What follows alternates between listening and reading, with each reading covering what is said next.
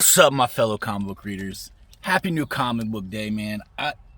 If you saw the thumbnail, man, super fat stack. I'm gonna hold it up again here in a second, but this month I'm trying to save money this month, but my pull list has me tapped out every single week this month, man. With just nonstop amazing shit to read that I can't wait to read. And I'm gonna put a huge dent in my TBR pile because this weekend I'm going out of town for my wife's business trip. And I'm going to be kind of stuck in the hotel. Like, I could go out and do stuff, but I'm like, you know what? I'm going to use this excuse.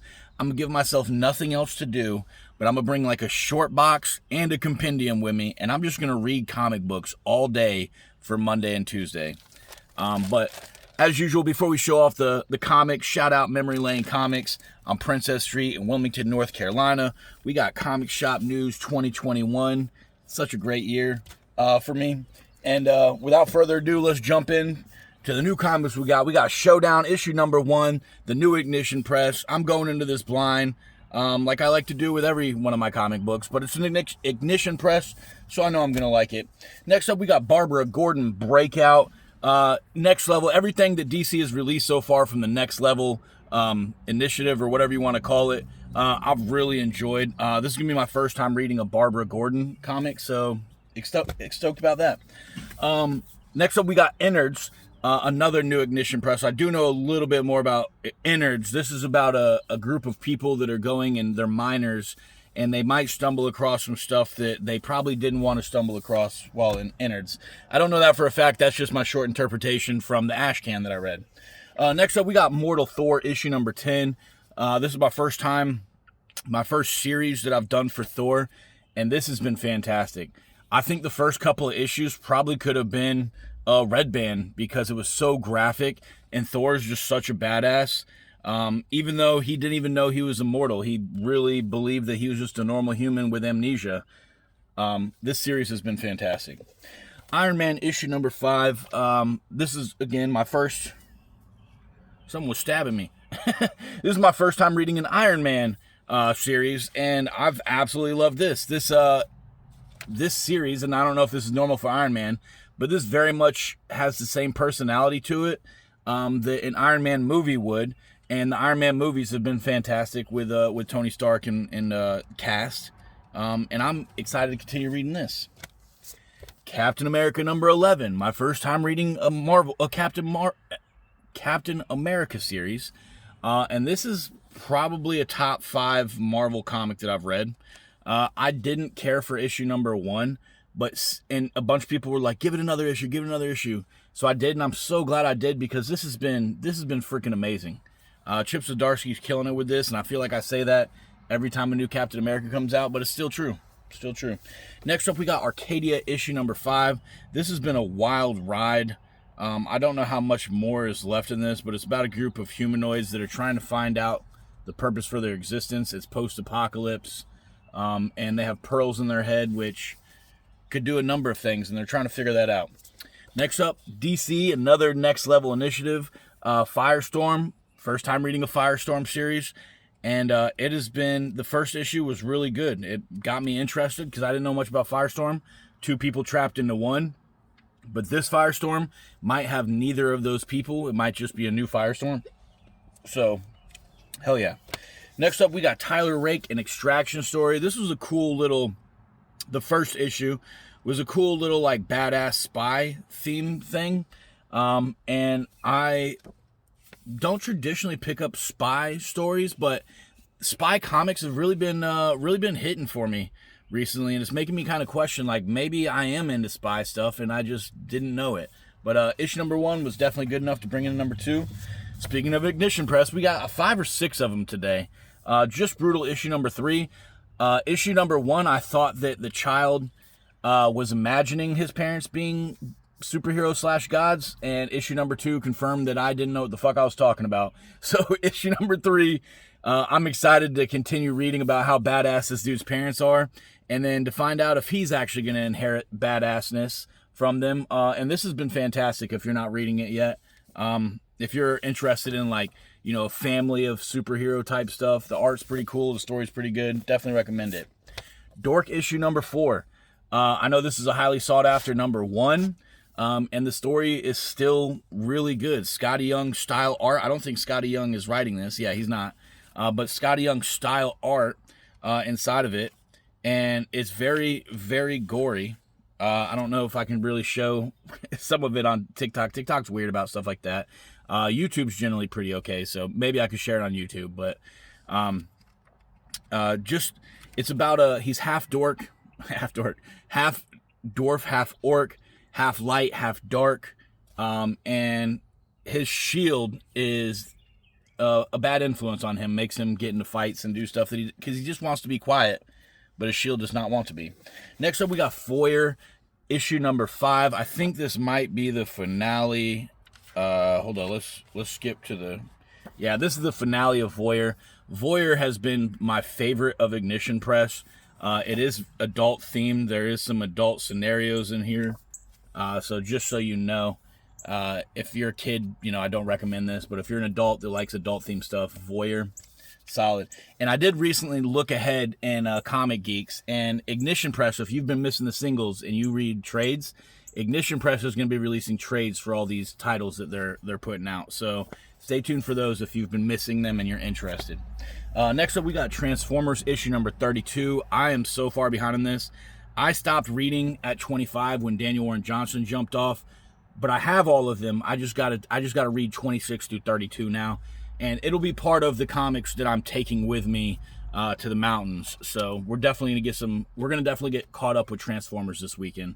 Hopefully get caught up with a lot this weekend. But yeah, guys, Transformers before Daniel Warren Johnson ended was fantastic. And I'm assuming with Robert Kirkman writing, it didn't lose a beat.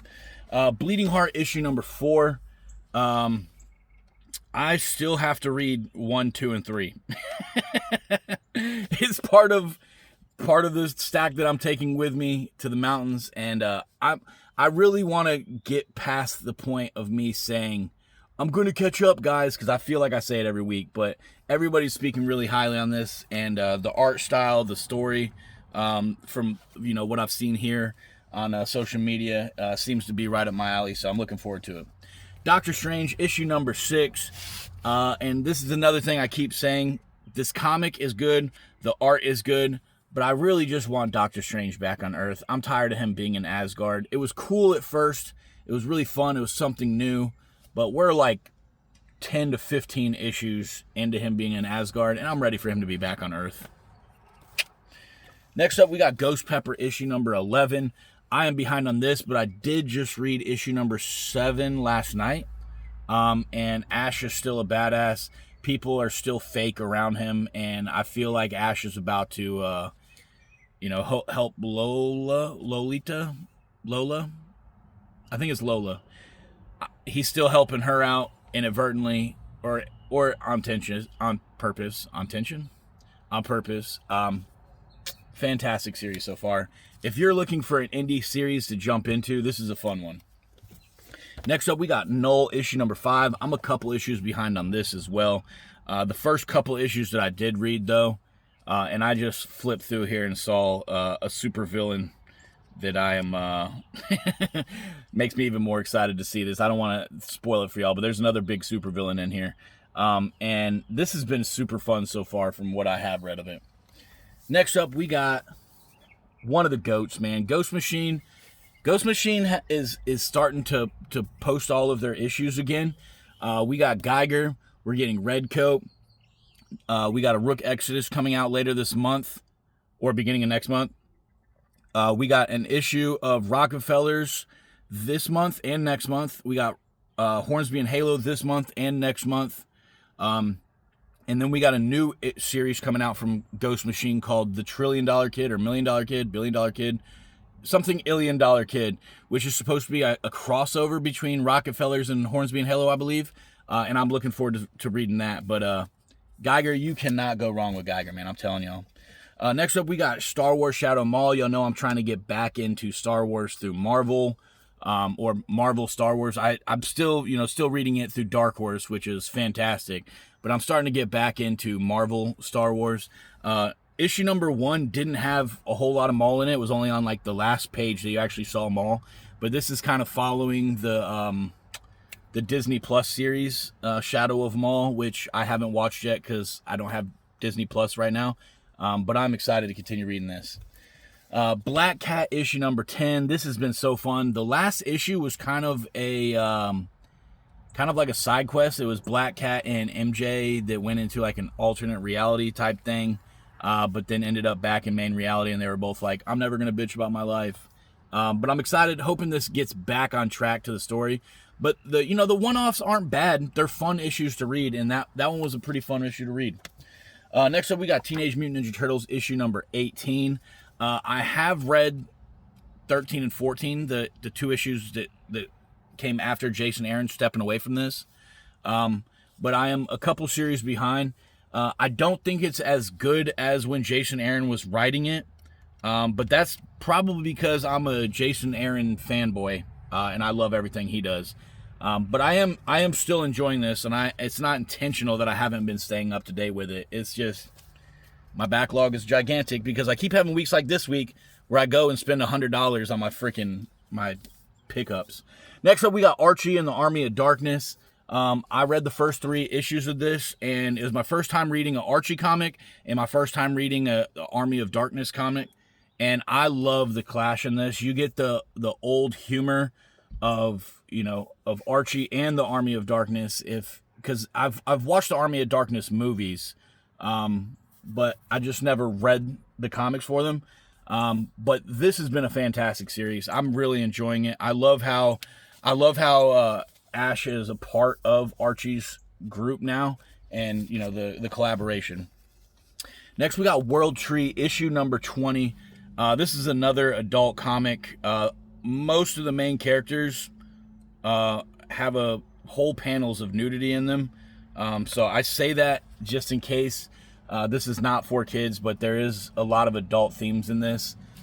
There's a lot of, offing of people. There's a lot of nudity. There's a lot of, adult themes, we'll say. But if you are an adult and you're okay with that stuff, this is one of the top tier comics that I've read, and not ongoing, not past, not like period. This is one of the top tier comics I've read. So if you haven't read World Tree yet and you're cool with adult themes, definitely pick it up. I think the 4th trade is going to come out here in a month or two. So again, if you're only reading trades and you're behind on singles and don't feel like digging for them, boom. Next up, we got Tiger's Island issue number 3. I have the first 2. I picked them up late, so I haven't read them yet. But I am excited. I've heard nothing but good things about this, so I really need to jump on that. Next up, we got Absolute Martian Manhunter issue number 11. I'm an issue or 2 behind on this. This has moved down to my number 5 out of the Absolute series, and it's not because it's bad. It's mainly because Flash has really been stepping it up in my eyes for the last couple of issues. And Martian Manhunter has kind of been like, it started off really high, but it never, for me, this is my personal opinion. I know a lot of people are very high on this. It never went up. It never went down. It stayed consistent the whole time. But its consistency was kind of like, oh, this is different, but it stayed the same different for me. That's my personal opinion. Don't hate me for it. And I won't disagree with you guys if you're like, oh, that's stupid. It's my number 1. I'm stoked that it's your number 1 because, like I say all the time, a lot of people put a lot of effort into this, and it deserves all the love it can get. So if you are giving it all the love you can give to it, I appreciate you, and I know the people that made this comic appreciate you for it. And then last but definitely not least, we got Absolute Batman issue number 20. This is the A cover, man. The A covers for these Absolute series have been just top tier. The art inside of all these Absolute series, top tier. The stories inside of all these Absolute series, except for Green Lantern, are top tier. And we're about to get some new Absolute stuff, man. We got the Absolute Green Arrow coming out. We got the Absolute Catwoman. And then I think we got another one. I think there's a third one. I can't think of it off the top of my head, but I think we got a third one coming out to join the Absolute universe. And I'm just so stoked for the future of the Absolute universe. I have all of them that have come out so far, and I'm playing catch up with those just as much as I am anything else. I'm like an issue or 2 behind on all of them. But what I've read on all of them, fantastic. But guys, that's been my haul. If you made it this far in the video, I really appreciate you. I hope you have a huge haul, or as much as you want or can afford or whatever. Everybody's in a different situation. Never compare your haul to somebody else's haul, because you don't know what they have that you don't, or what they are going through that you're not, or what expenses they have that you don't. Or people like me, I'm retired. My wife works full time. I have multiple sources of income. So, and I'm not saying that to brag, but if you are only getting 3 books a week, or 1 book a week, or fucking 5 books a month, whatever, if you don't get any books and you just live vicariously through other people and you enjoy that, dude, don't take away your love for what you're doing by comparing to what somebody else is doing, because there's no way to compare 2 people, especially if you don't know those 2 people. So guys, I hope y'all have a great Wednesday. I hope y'all had a great new comic book day, whether you see this on Wednesday or you see this on 2 weeks from now. Whenever you see it, I hope you love it. I hope you guys love your comics, and I'm rambling now, so